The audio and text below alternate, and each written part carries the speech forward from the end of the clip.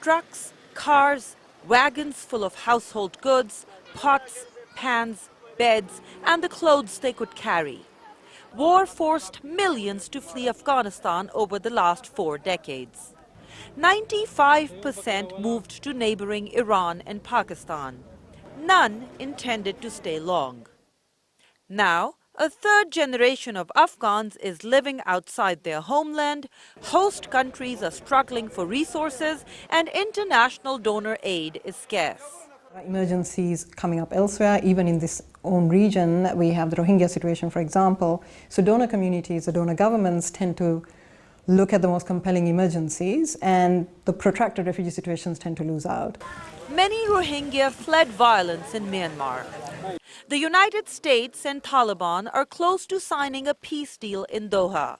Soon after, the Taliban will begin formal negotiations with a group representing other Afghan factions. If all goes well, it could mean an end to the long-running conflict and an opportunity for the refugees to go back home. I am cautiously optimistic that we've made progress. It's a very complicated problem, no doubt.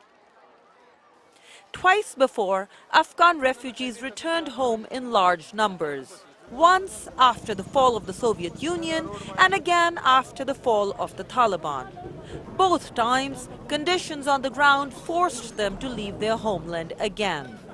A successful refugee repatriation will require a lot more than an end to the war, says the head of the UN Refugee Agency. Immediately after peace, if peace comes, there needs to be massive investment in economic opportunities, in infrastructure, in other areas of development.